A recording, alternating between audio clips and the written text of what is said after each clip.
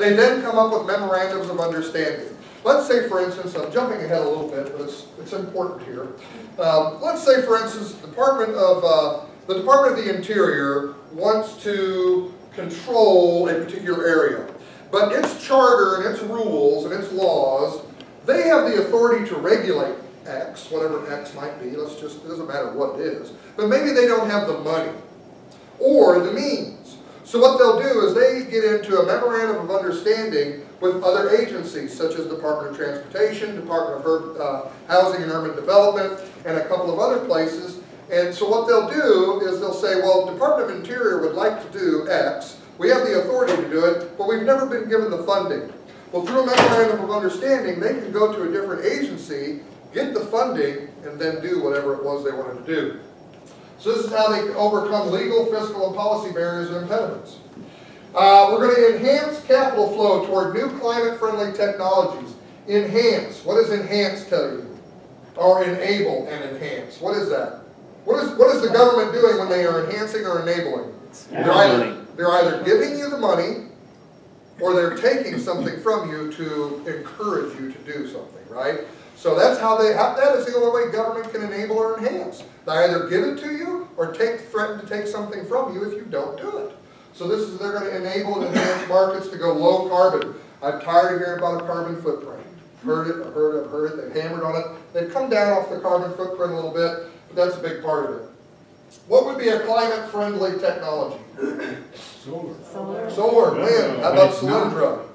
Right, exactly. All right, they're going to develop a certification program for green power. Well, we absolutely have that. Then it says electricity consumers should stimulate demand for clean energy products by purchasing certified green. Well, how in the world are you going to stimulate how are you going to stimulate demand for an energy product that's certified? What do you even know about certified green? I didn't know anything about it. So how are you going to go out and enable or to stimulate demand for it? Force Ameren to use solar power.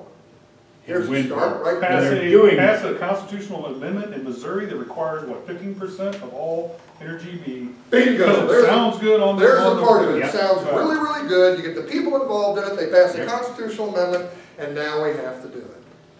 Even though it's garbage, we now wind up having to do it. And the way they do these sorts of things, they'll go out to a consumer, and I've just used these names.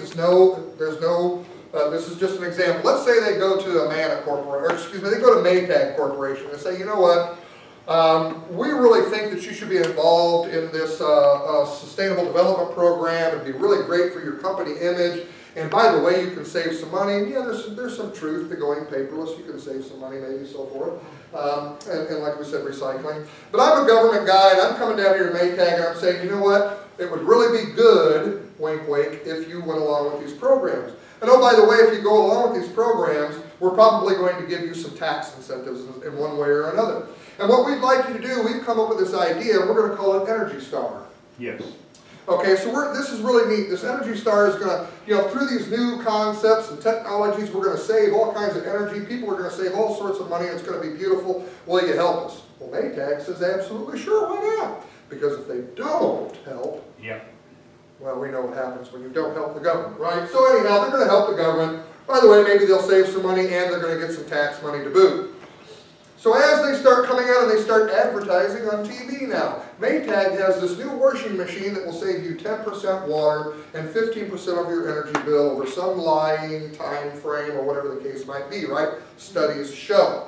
So now you as a consumer, we all want to save money, right? So now I'm going to go to Maytag because they got this new washing machine. I really like Sears Kenmore products, but Sears Kenmore products doesn't have what Maytag has now with this certified energy product. Yep. So now you go down to your local Sears store. Do you have anything certified with the Energy Star label? Well, no, sir, we don't. But you guys should, because I'm going to go over to Maytag and I'm going to buy it, because they do. And guess what happens?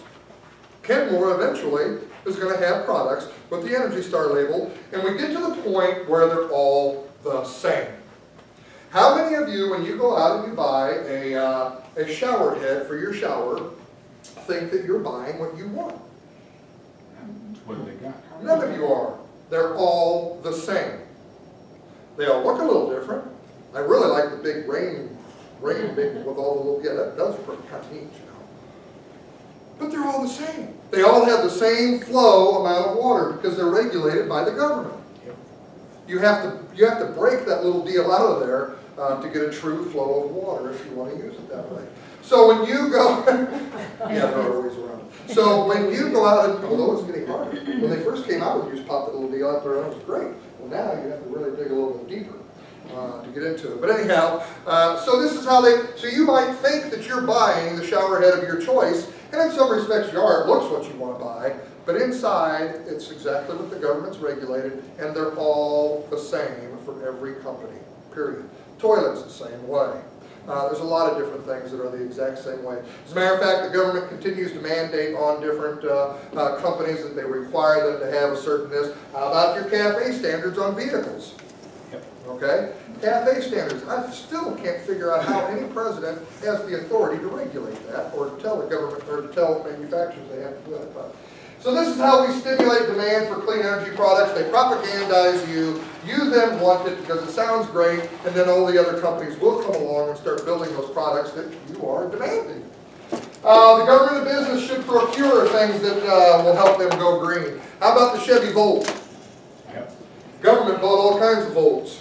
I have no idea what they're doing with them other than spending your money, but they bought them. Tax incentives, that's always a big way government does things. Improve infrastructure, bike racks, bus shelters, bike paths, and walking paths. Yep. Now, remember, these are all recommendations coming from the President's Council on Sustainable Development. Why? Right? So bike racks, bus shelters, bike paths, and walking paths.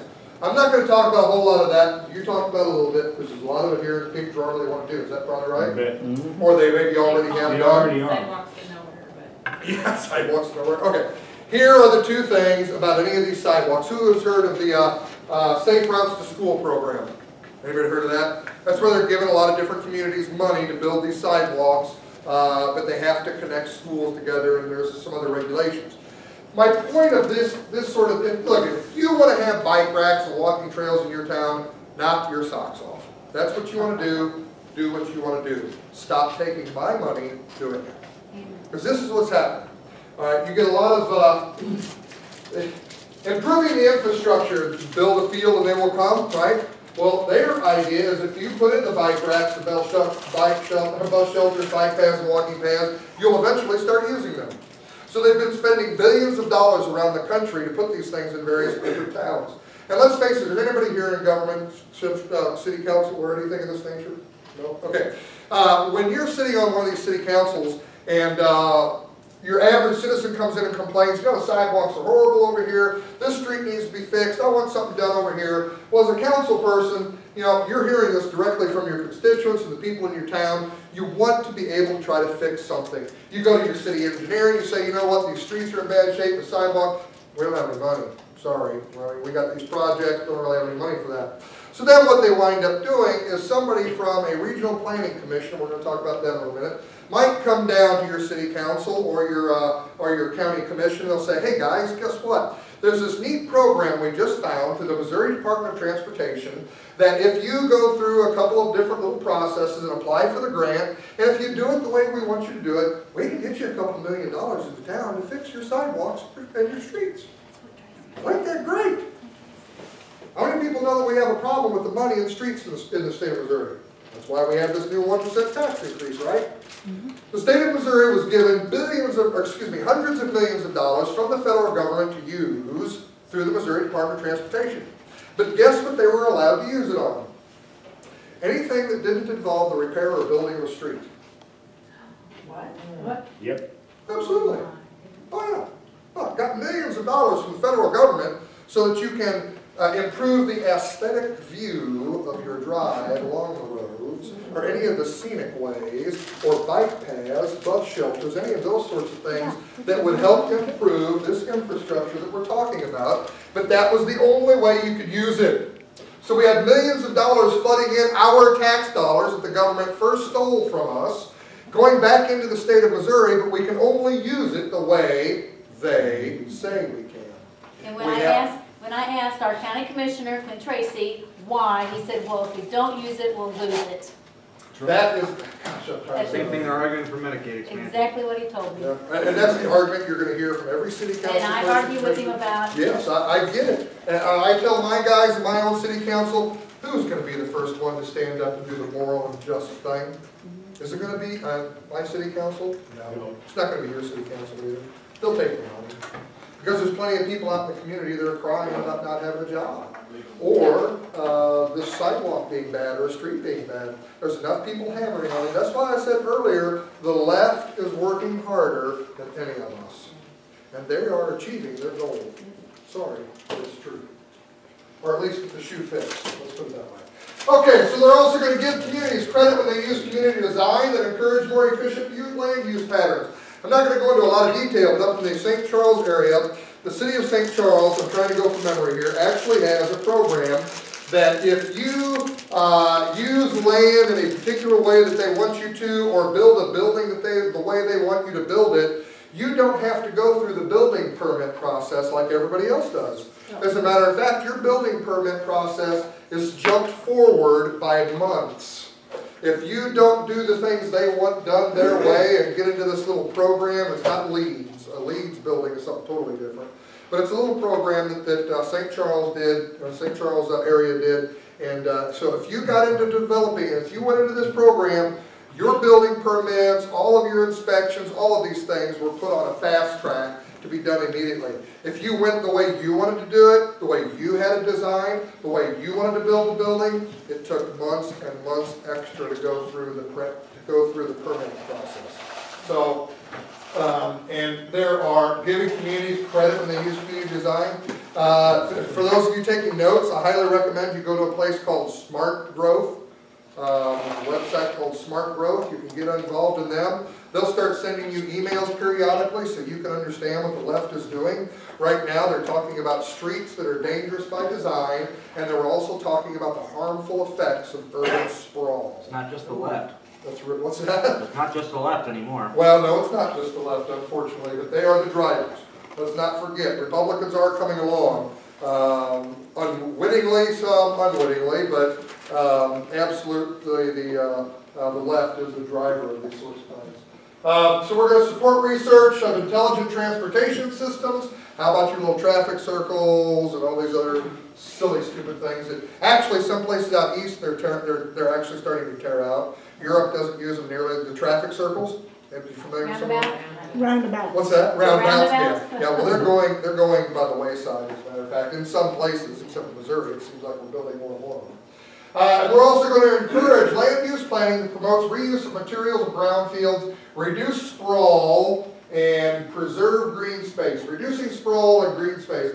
And here's another thing you have to, for those of you who are on this Gerardo Green Committee or whatever it's called, these buzzwords you're going to have to start familiarizing yourself with, and I'm going to send Jan or Brian or somebody some information that you can look at. And these words, sprawl, green space, we need to start looking at those things and how they're using them in the context. Because those are buzzwords that when you see those things, they're talking about sustainable development and Agenda 21 processes. I'm not going to go into the materials of brownfields too much, but basically what it is they come along and they designate an area, so maybe where an old manufacturing plant was, and it's now, as far as they're concerned, the dirt is all contaminated, everything's contaminated, you can't just move in there and do whatever you want to do, you have to reclaim it first. Well, people weren't developing those sorts of things because it took an awful lot of money to go in there and clean it up. How about Times Beach, Missouri? Yeah. What is it now? It's a park, isn't it? Isn't that neat? It used to be toxic, but I think it's a park. Because they found out later on that it wasn't so toxic. So anyhow, so they designate these places as brownfields, and then because it's so doggone expensive to clean them up, look at all these old buildings that are sitting around. A lot of those that are sitting around, I would almost bet you is because of the environmental reasons and the cost that it would take to clean those things up and be able to reuse them. So first they penalize you for having the existence of these places, and then they'll come along and they'll give you your own money back so that you can figure out how to clean them up. That was George W. Bush signed that. All right, sustainable development in Missouri. In Missouri we have what's known as MACOG, or the Missouri Association of Councils of Governments. Now it sounds a little bit like Magog. Missouri, this is where your Missouri Regional Planning Commissions come from. RSMO Chapter 251, Regional Planning and Community Development Act of 1966, determined at that time that that these regional planning commissions, people, towns, did not have to involve themselves with it. It wasn't required. Fully voluntary, and these planning commissions were supposed to be advisory in nature. And let's be honest with each other, if we want to build a single road from Cape Girardeau up to Kansas City, it's probably good to have some groups along the way to help facilitate that, to make sure you go through the smartest routes and all these different sorts of things, right? So some regional planning commission and so forth, some regional planning might not be that big a deal. But I want to caution you very, very greatly in Cape Girardeau. What's right on the other side of the river, Cape? I'm not familiar with this area at all. East Cape. Strip bars. Just East Cape? Okay. Strip bars. What's the strip bars? Okay, that's very good. Right, Illinois. Yeah. Field. So, here's something that's already happened out in California. And like the White River Watershed National Blueway was a test bed here in Middle America, I believe that what is called One Bay Area in San Francisco is a test for regionalism.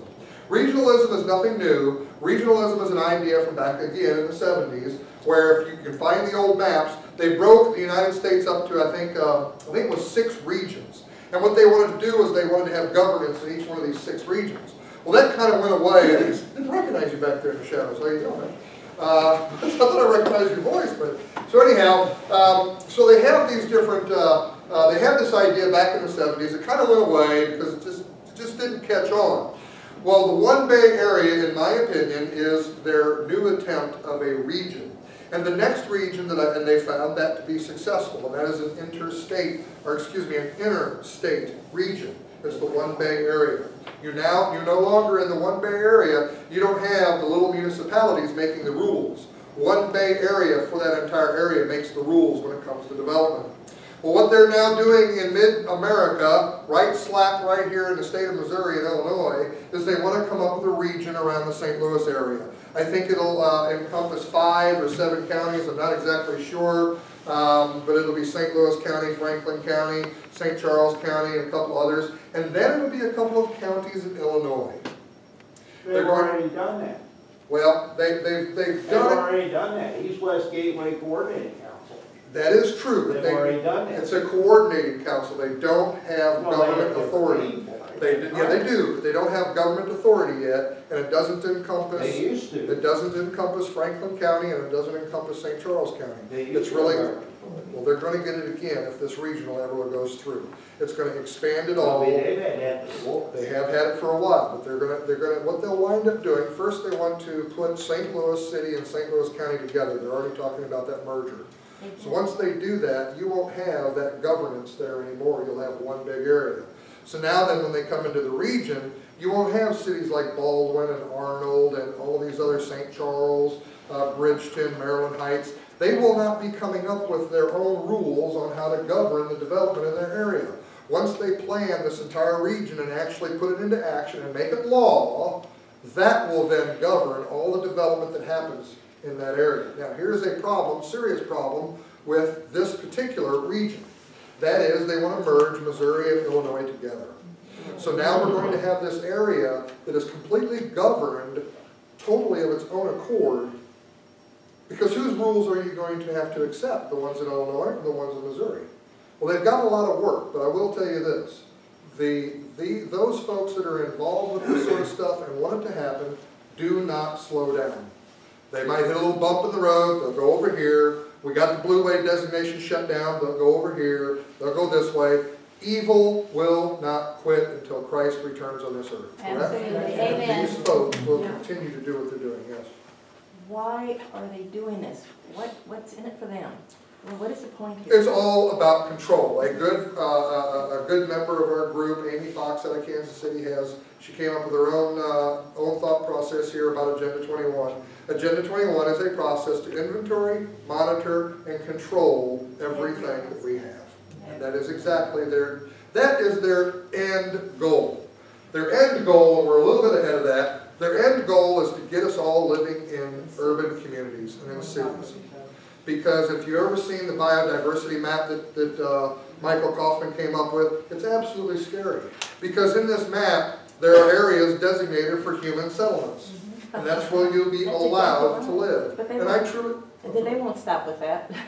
I mean, once they get us where they want us, I can't see them stopping. Well, one thing, yeah, where does it stop? I don't know either. Well, when Christ returns, then it stops. But other than that, they will continue to try to control us the best they can. But just getting us into a city is one of their first major goals, because once they've got you in an enclosed area, they can do just about anything they want to you after that. If you're all living out in the rural areas, they can't control you nearly as well. So they're going to try to urge you, nudge you right now into moving into different cities. And they don't necessarily care which city, just as long as you find one, move into that metropolitan area and get off of the rural areas.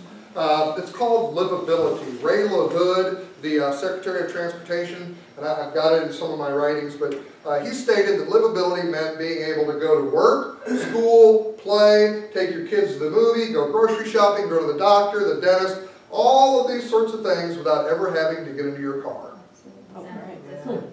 That is exactly right. And that is and that's what they want to be able to accomplish. And part of the development, when you look at Cape Girardeau Goes Green or the comprehensive plan, some of the buzzwords are mixed use, high density development. You want to look at that. What they're trying to do is on the bottom floors of different areas are going to be all of your businesses, shops, your doctors, all of these different places, and then you will actually live above them. And they have some models out there that not only where you live, but on top of that will be where you're going to plant your garden. Because you have to be self-sufficient. Sustainable, you have to be sustainable in and of yourselves. Because I'm here to tell you folks, if these folks really, really get what they want to do, there won't be nearly the cattle that there are today. There won't be nearly the chickens, the pigs, all of these different animals that we consume. Trucks. It's gonna start wind up going away or put into some sort of a factory system. How about turkeys? Who's familiar with turkey farming at all, or pig farming, either one?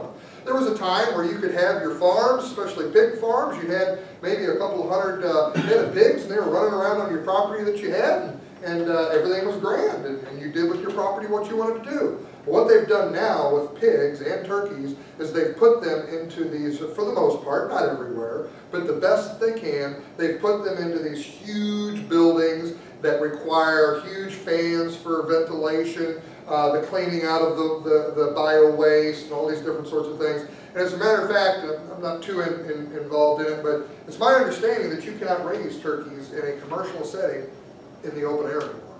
They have to have a roof over the top of them.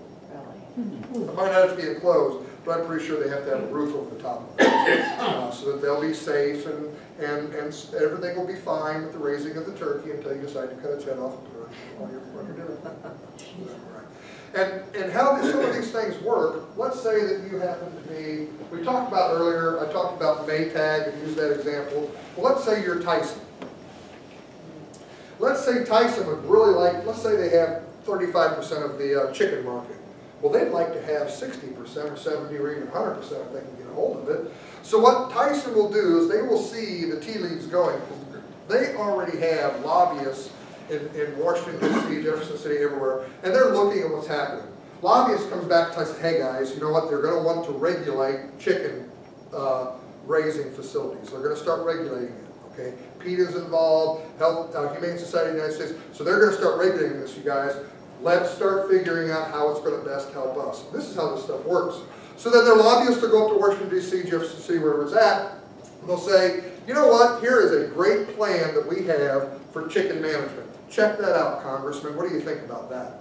Wow, that's cool. That's already in a book. All the rules are written up. I don't have to do any work. Let's put this into law and make it happen. My constituents will love this. That's how these things work. So these larger corporations will work with our elected individuals to push the smaller guy out of the market. Because what will happen is when they come back with the regulations and say, well, let's say you have 1,000 chickens you're raising.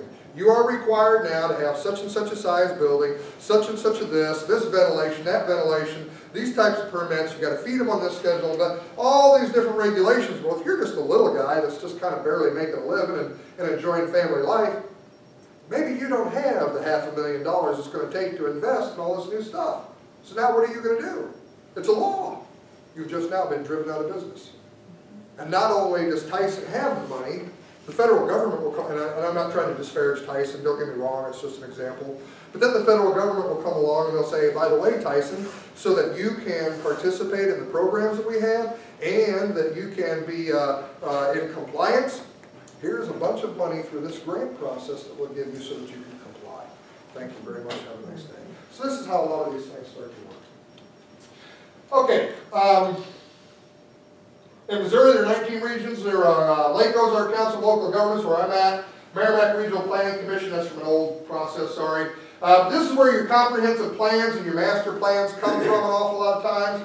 And they used to not be, but now they are the liaison between non-government organizations and the federal government and local governments. So these are the guys that will come down to your local governments and say, hey, if you jump through these hoops, we'll be able to give you the money to help you do these processes. And when you do, you'll find out there's an awful lot of strings attached. Comprehensive planning is a term used in the United States by land use planners. I got this from Wikipedia. And the outcome of the comprehensive plan is the comprehensive plan which dictates public policy. So when you have 10 years ago, 20 people in the room sitting around what your 20-year comprehensive plan is going to be, 5 years down the road, when the planners start looking at that, they say, well, our comprehensive plan says we're supposed to do X, Y, or Z. Well, yeah, but that doesn't make any sense. Well, but yeah, the comprehensive plan says we need to do that, so let's go that way. And it'll take you down a particular road. How do they do these sorts of things? They do it through memorandums of understanding, through reciprocal working agreements, through memorandum of agreement, and through stakeholder partners. When we were doing the White River Watershed National Blueway, and I'll touch on that. How much time do I have? We're about done anyway. We're about done. Yeah. About another 10 minutes? Okay, great. So the White River Watershed National Blueway was it first started through the president's, this particular president, well, I'm not going to think of the executive order, I apologize. But it was a Great Outdoors Initiative. So this Great Outdoor Initiative basically was trying to get people involved in what's going on out in your community. And it even says something like trying to encourage people to go out to the woods. Well, let me ask you this. If you want to go out to the woods, even if you live in the very dead middle of St. Louis, don't you think you can find out where the woods are on your own? Why do we need the federal government to tell us that we need to go out to the woods and go take a hike somewhere? I don't need them to tell me that. I can figure that out on my own. So, but this is what this outdoor initiative was labeled to do. Well, through that then, the Department of the Interior's secretary at that time, Ken Zalazar, came up with the watershed, the Blueway, National Blueway system. And it was actually developed by Karen Waters through American Rivers. Look her name up, a very dubious person at best. But anyhow, so they come up with this process called the National Blueway System. And the first one was designated right out of the box in Connecticut, the Connecticut River. The very next one was designated here in Missouri and Arkansas. And what they did was it was basically 18 million acres that covered the White River Watershed National Blue, or the White River Watershed. And a watershed is not just that river, it's the area and all the tributaries that empty into that water. Right now the federal government, through the Clean Water Act, can control the water of navigable waterways, but all they can control so far is the water in what they call the riparian area. The riparian area is the shorelines, okay? So that's all that they really have regulation and control over. They don't have control over what goes maybe in a stream or a little river here in your town. So, with this watershed approach, what they've then done is they will take this entire area and encompass all regulations that have already been put in place, and instead of just putting them on the very narrow waterways, they now have put all of these regulations throughout this entire 18 million acre watershed. And what that would have eventually done, they said there were no new regulations. And there probably weren't any new, well, I didn't find any new regulations, honestly. But all the regulations that existed in a very narrow area were now going to be applied to this entire huge area. It encompassed 18 counties in Missouri and nearly 2/3 of Arkansas. Now, they build this thing as a badge of honor. That is, you were doing such a great job preserving your area already that we're going to designate this a Blueway so that you can then even do a better job of what you were doing. But They failed to tell anybody of the designation. Now, I don't know about you, but when you go to an award ceremony, isn't there some sort of a big announcement? Yeah. And probably the people that are doing such a great job in getting the awards were told to show up, weren't they? Well, with the White River Watershed National Blueway, there were no elected individuals in the state of Missouri, period, that knew anything about it. Did not know it existed. Not that I found, not my team found anywhere. Not a single one. You go to the different counties that were affected, the county commissions, none of them knew anything about that particular thing, but they had fought the heritage area and they had fought the Ozark Man of the Biosphere before. So they knew what these processes were. This was just the same process of regulation and control by a different name. So we got together and we fought that, and they completely took away the designation of the Blueway system. Now, I don't know about you, do a little research, but I'm told that that has never happened before, period. So by us doing that, it set a precedent as far as I'm concerned, and here was the great precedent, okay, because the Connecticut watershed still exists. And now Missouri and a lot of other states are using the watershed process and management. So we need to be very, very careful of that. It's one thing for somebody to come along and control a river or a creek or what have you. It's another thing entirely to come control the pond in your backyard. And oh, by the way, one of the regulatory processes in the White River Watershed National Blueway that stated that all surface water would have a 180-foot vegetative buffer around it. All. So if you had a pond on your property, there would have been a time where they could come along and say you had to have a 180-foot vegetative buffer all the way around that pond. And by the way, that vegetative buffer cannot be approached or encroached upon. That is to be a wild area that nothing gets into. Yes. Can't use it. And I want to tell everybody in here, thanks to Ike Skelton and who's the woman, Doreen Hannes. Doreen Hannes, Bob Parker. I started investigating this about a year and a half ago, and David, Esther, and Brian, and Bernard Tweed. I went and presented to the county commission about all this because of your all's research, thank goodness.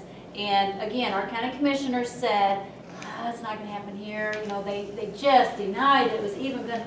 But because of that and relentless efforts on these folks, they got this taken care of, and Jason Smith did. Your representative Jason Smith Yes. on at least that issue did a great But job. because these guys were relentless and pushed back and pushed back and pushed back, you guys need to know that because it would have affected us. And then also coming down the pipe is, and I haven't finished my research on this, at the beginning of the Mississippi River.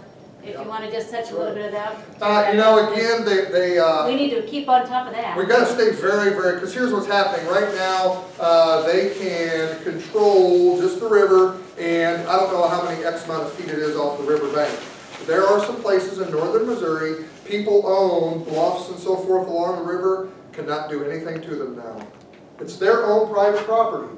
And this is what I'm talking about, private property. You heard all familiar with eminent domain, right? And private use of eminent domain is absolutely horrible and wrong in my opinion. I think it's legal theft. But they're not taking this property from you. The White River Watershed would have not taken any piece of property from you. What they would have just done was come along and regulated it to a point where you couldn't use it. If you had cattle on your property, now here's another fun thing the government does. We could talk about this all night, couldn't we? So they were going to put the 180-foot buffer zone around all of your ponds. Well, they were also going to come up with irrigation methods so that you could water your cattle. How about, I have a pond right here, how about I water them that way? And we just will not worry about the rest of it, okay? All right, so these stakeholder partners, the White River Watershed National Blueway, you found out that government agencies were